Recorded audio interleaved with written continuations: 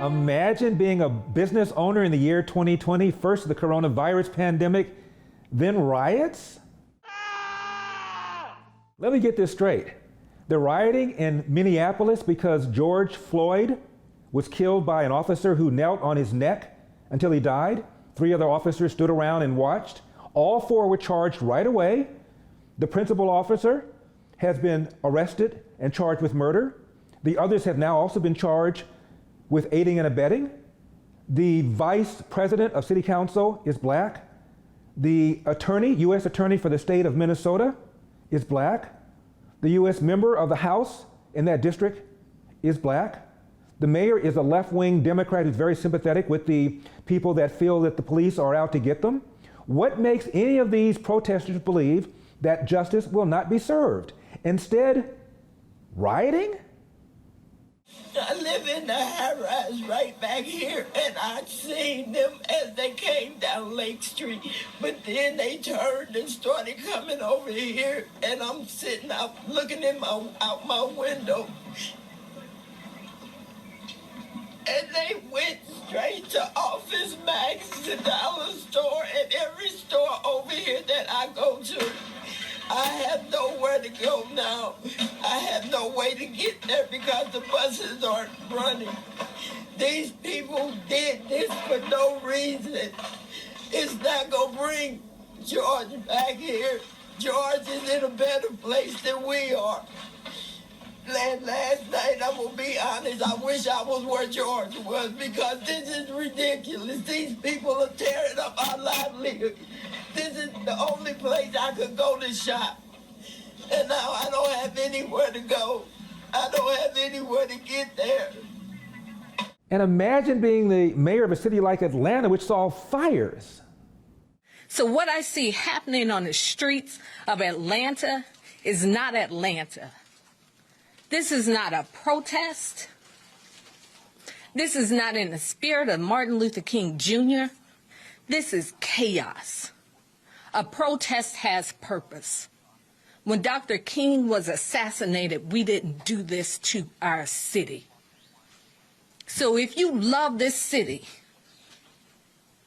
that has had a legacy of black mayors and black police chiefs and people who care about this city, where more than 50% of the business owners in Metro Atlanta are minority business owners. If you care about this city, then go home. Ice Cube offered this charming observation.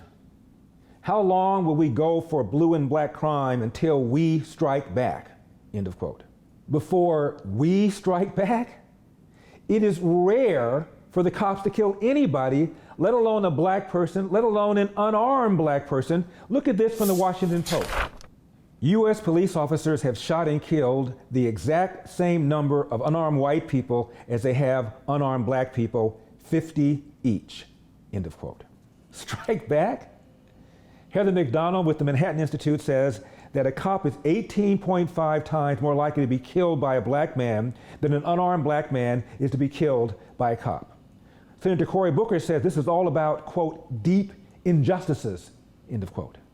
I wish we lived in a nation that 30 plus years later, there weren't still hundreds of thousands of parents feeling like they have to teach their black boys about how not to get killed by police. In other words... And you just do it. You got to think about your life. Being a black man in America isn't easy. The hunt is on. And you're the prey. All I'm saying is, survive. But when the police kill an unarmed white person, it's not quite the same news, is it?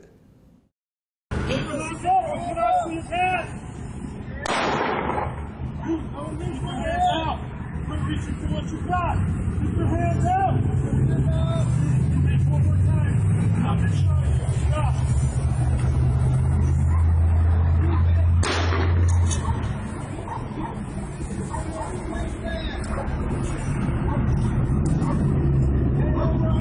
Why do they keep talking about police brutality against black people when in fact the studies show that cops are more hesitant, more reluctant to pull the trigger on a black suspect than on a white suspect? Unfortunately, politics involves telling people what they want to hear. And what people want to hear is that a certain kind of villainy can explain almost all of it. Now, there's no such thing as a lack of villainy among human beings. Anytime you take any large group of people, you have an almost inexhaustible source of sins. And if you want to look into all those sins, you can go on forever looking into them. The question is whether those sins explain the numbers you're talking about. To what extent do you find that then that the welfare state is trying to preserve an ethos which precisely, I understand you to say, we need to liberate ourselves from? Yes, that politics really involves getting people to vote for you. And people vote for you when they think that they can depend on you, when they are dependent on you. To the extent that people become self-reliant and can feel they're perfectly capable of taking care of themselves, to that extent do you lose your hold on their votes. How do we know politicians frequently lie to advance an agenda to get votes? Because every now and then you'll get one to admit it. Jerry Brown served as governor in California twice, 2 terms each. But in the middle, he was out of the office for a number of years and assumed he was never going to run again. That is why you got this candid assessment of what politicians really think and what they really believe from Jerry Brown when he was out of office. Listen to this. And you said something a moment ago that I have to follow up on and I have to draw you out on. You said you don't have to lie anymore now that you're not a politician. What did you lie about when you were governor? Well, it's all a lie. What did you lie about? What did you lie about? All right, here's what. You run for office and the assumption is, oh, I know what to do. You don't. I didn't have a plan for California. Clinton doesn't have a plan. So you said you had a plan. You said you had a plan for California. Well, you lied because you didn't have a plan. You say you're going to lower taxes. You're going to put people to work. You're going to improve the schools. You're going to stop crime. Crime is up. Schools are worse. Taxes are higher. I mean, be real. Now, as for Ice Cube's statement about striking back, at whom, Mr. Cube? At whom? Fact, blacks kill twice as many whites, 500 as whites kill black, 250. Fact, blacks, 13% of the population, are 50% of the homicide victims. Fact, of the 50% homicide victims, almost all are killed by other blacks. Fact. This means roughly 3% of the population, that's the population of young black men, and that's the population that's primarily committing the crimes against other blacks. 3% of the population commits nearly 50% of the nation's homicides. End of quote. Now, it is true that Martin Luther King did say that riots are the language of the unheard. But when people quote him, they often quote him out of context. Here's what else he said about riots. Now, what I'm saying is this. I would like for all of us to believe in nonviolence, but I'm here to say tonight that if every Negro in the United States turns against nonviolence, I'm going to stand up as a lone voice and say this is the wrong way.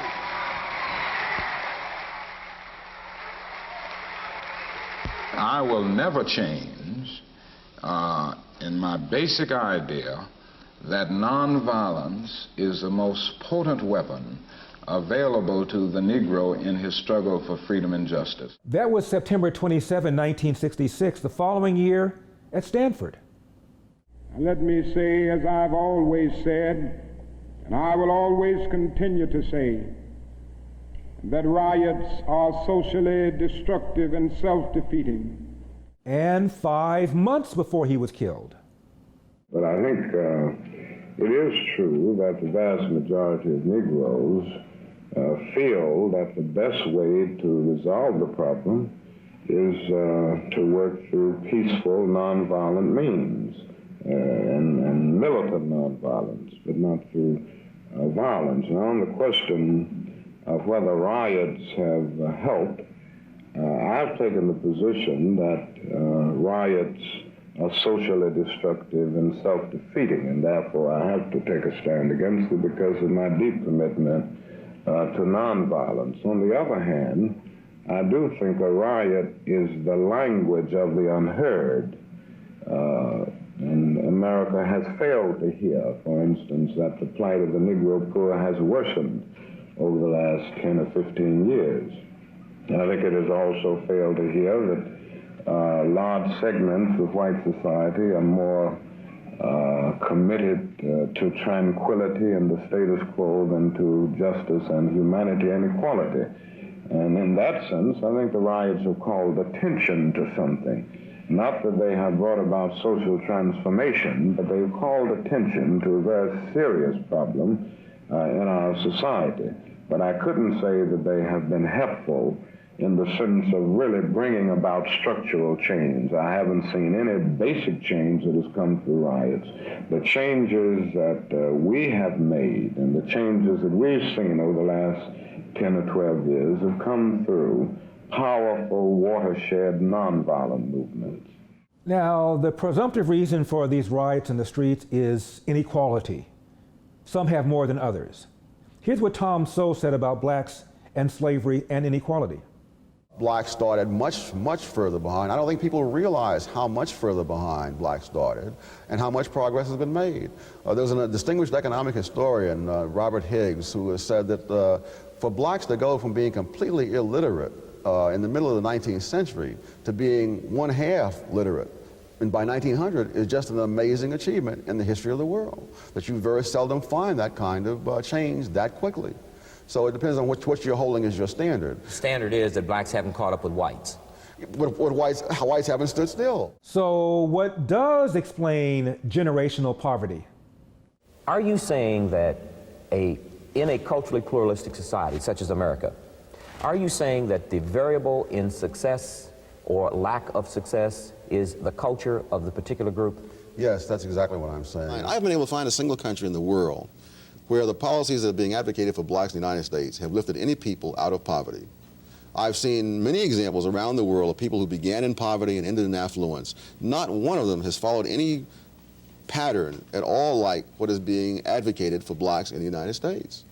Many groups have remained in poverty for a very long time trying to follow those patterns. These sort of permanent indigent classes.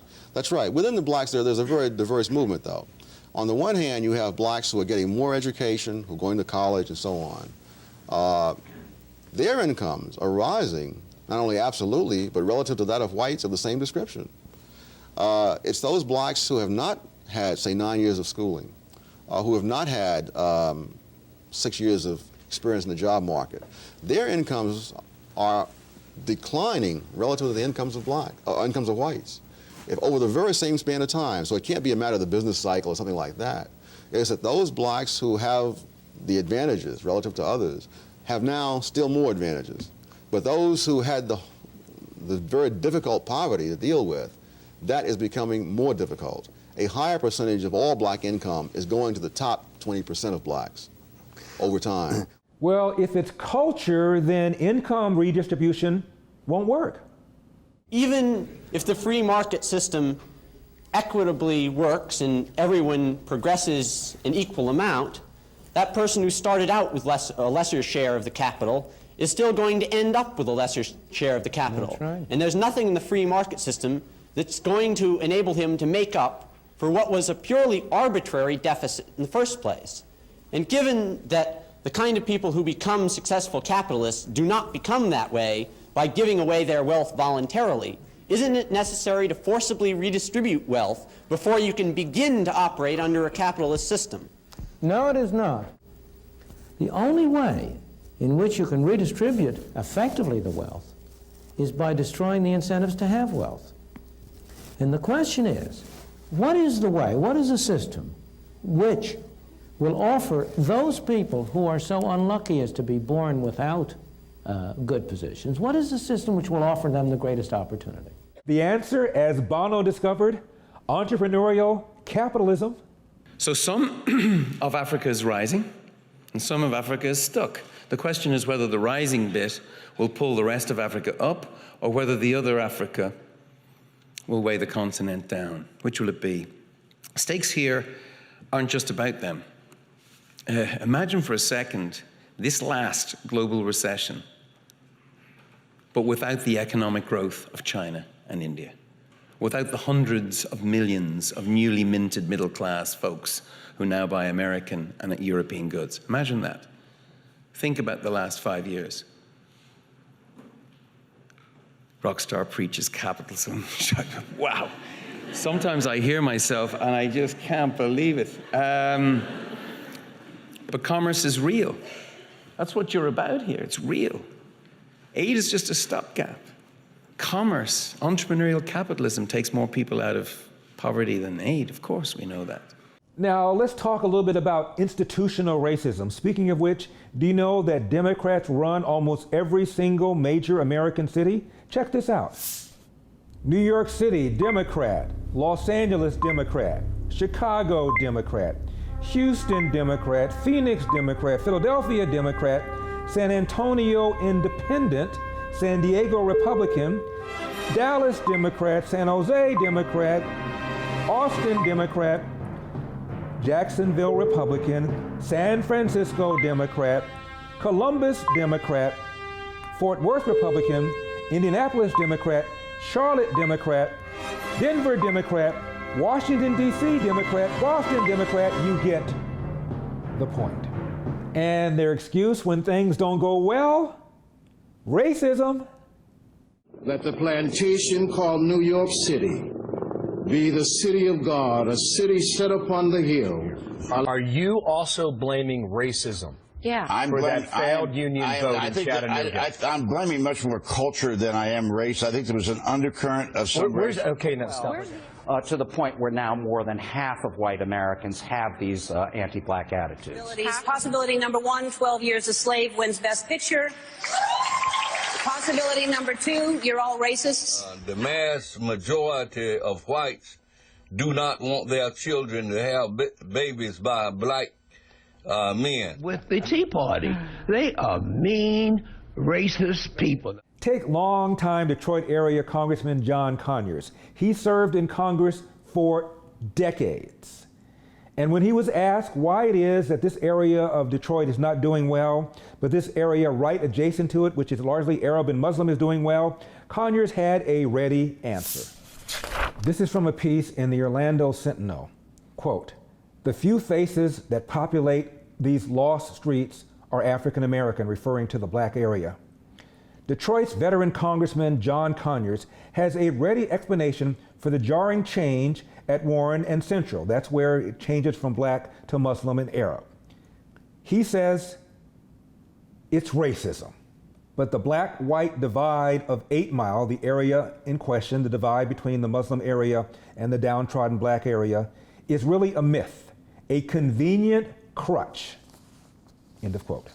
And of institutional racism, remember when Freddie Gray died in police custody in 2015? After a peaceful start, violence broke out near the end of the Freddie Gray demonstration. Windows were smashed in vehicles in some downtown buildings. Some of the worst violence came as baseball fans were arriving at Camden Yards for the Orioles-Red Sox game. Police in riot gear were pelted with bottles and cans that were being tossed, and reports say that 12 people were arrested. Let's see, at the time of Freddie Gray's death, the number 1 person in the police department, black. Number 2 person in the police department, black. The state attorney who brought the charges against 6 officers, black. 3 of the 6 officers, black.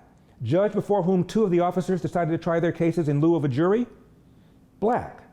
The United States Attorney General at the time, black. 100% of the Baltimore City Council, Democrat, majority black. The President of the United States at the time, black. All these black people running the institution, and we're talking about institutional racism? Remember the comedian Wanda Sykes, after Obama got elected, said, "How are you going to complain about the man when you are the man?" Now, you remember when Dylan Roof killed all those black churchgoers at that black church in South Carolina? The following morning on the Morning Joe show on MSNBC Hee Haw, Martin O'Malley, one of the Democrat candidates for president, was on. And he was talking about the problem that we have, the legacy that we have of racism in America. And one of the panelists turned to him and said, "What do we do about it?" And here's what Mr. O'Malley said. Governor, you've been talking about it in the context of mental health and guns, but the president also talked about it in terms of the history of race and racial violence towards blacks. To what extent do you think that this was also something that gets at the core of some racial history that we still have? Oh, I mean, from the reports I read, and let's be honest with one another, the facts are still evolving here. I mean, it would appear that the racial motivation was certainly a big part of what happened. How do we address things like that? We do it by acknowledging the racial legacy that we share as Americans, and I don't know exactly how we address this, Walter. I mean, look, we as Americans all share a very painful racial legacy, and we need to acknowledge it, and we need to take actions to heal it. But I don't think anybody's figured out the magic solution to that. So you have the former mayor of Baltimore, former governor of the state of Maryland, not having a clue about how to address the institutional racism he just complained about.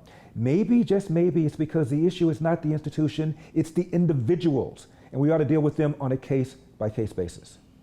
Now, Maxine Waters in 1992 referred to the riots in Los Angeles as a rebellion because of injustice. Let me tell you what the top 20 problems are in the black community. Check out my list. Fatherless homes, fatherless homes, fatherless homes, fatherless homes, fatherless homes, fatherless homes, fatherless homes, fatherless homes, fatherless homes, fatherless homes. One devastating thing that's happening in black communities is the high illegitimacy rate. Now, but however, that has nothing to do with racial discrimination. That is, matter of fact, illegitimacy rate among black teenagers in 1918 was less than that among white teenagers in 1918. In fact, there's another big problem, the breakdown of the black family. And probably breakdown is not the proper word. It means, I should say, not forming in the first place. And this is entirely unprecedented. That is, only 40% of black kids live in two-parent families. Now, back in 1925 in Harlem, 85% of black kids lived in two-parent families. In 1870 and 1880 in cities like Cleveland, Detroit, and Philadelphia, you found numbers like 70 to 85% of black kids living in two-parent families. Now, how do you explain that? Can you say that there was not as much racial discrimination in the United States in the late 1800s or the early 1900s? No, that doesn't cut water. The discrimination just plain cannot explain. I think you get the point.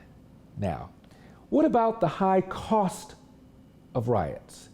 This is from Black Enterprise magazine, talking about the Baltimore riots of 2015, quote, "It was black rioters costing black business owners a lot of money and potentially costing them their businesses. Nobody tells that story," end of quote. Now let's look at some of the financial costs. In the 1960s, many American cities experienced violent race-related civil disturbances. This article examines census data from 1950 to 1980 to measure the riot's impact on the value of central city residential property, and especially on black-owned property. Estimates indicate that the riots depressed the median value of black-owned property between 1960 and 1970, with little or no rebound in the 1970s. Census tract data for a small number of cities suggests relative losses of population and property value in tracts that were directly affected by riots compared to other tracts in those same cities, end of quote. So this is all about inequality, right? But think tanks on the left and on the right both offer the same formula to escape poverty. Finish high school. Don't have a kid before you get married first. Follow those steps and you will not be poor. Tom Sowell talks about the way government has made people dependent and therefore less successful, less prosperous. Blacks, of course, emerging from slavery had enormous disadvantages, even as compared to people emerging from slavery in other parts of the Western Hemisphere. Because for one thing, in the United States, blacks were not allowed to have any responsibility under slavery. That one of the key ways of holding blacks in slavery at low cost was to keep the people dependent as much as possible. Now, people tried to do that in other parts of the Western Hemisphere. It wasn't as possible, say, in the West Indies, because there weren't enough whites, for example, in the West Indies to matter. So if blacks were going to be fed in the West Indies, they had to be fed by growing their own food. Like Angola and like the Portuguese colonies compared to, say, South Africa. Yes. And so therefore the blacks, say, in the West Indies had all sorts of experience growing their own food, selling the surplus in the market, and in fact being responsible for budgeting what they had.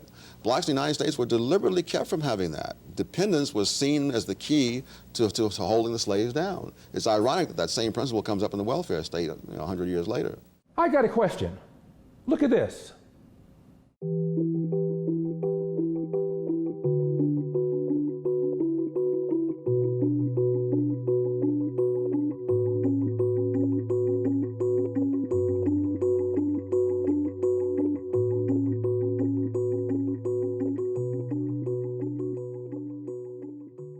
Is this going to be deducted from my reparations account? But then I guess I shouldn't worry because according to Joe Biden, if I voted for Trump, I'm not really black, right? Now, I've made a lot of fun of Joe Biden. Come on, anybody can have a bad day. Anybody can be befuddled. Even somebody who's considered to be one of the great speakers of the Democratic Party.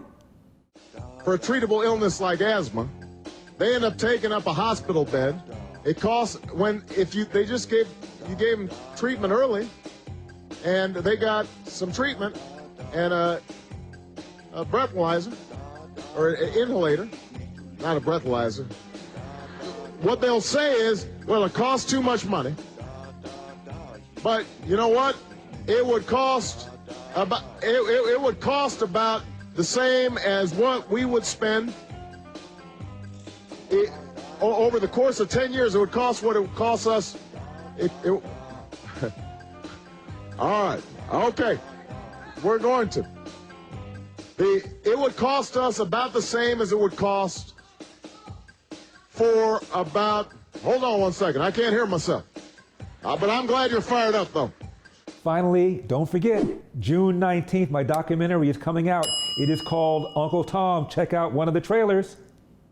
I focus on 3 things: belief in God, belief in myself, and my belief in the United States of America. Being a black conservative is just natural. It's what my family raised us on: faith, family, individual responsibility, education, service to the nation, an entrepreneurial mind. Being a business owner in America is one of the greatest privileges of being an American. I think black Americans should believe and uphold the ideas of constitutional inherent rights. I always felt that if I worked hard, that I could overcome the circumstances of my life. I never felt that because I was black or I was poor or a woman, that I couldn't do something. Humans are naturally conservative. You grow up being told to work hard for what you got. You don't grow up being told you're gonna get something because you just want it. Like, you ain't gotta work for it. But Democrats, they say, hey, we give you everything for free. That ain't reality. Coming to a home theater near you, and be sure and check out our trailers on UncleTom.com. Also check out the Uncle Tom merch. Be the first in your hood to get your Uncle Tom shirt. I'm Larry Elder, and we've got a country to save, and I'll see you next time.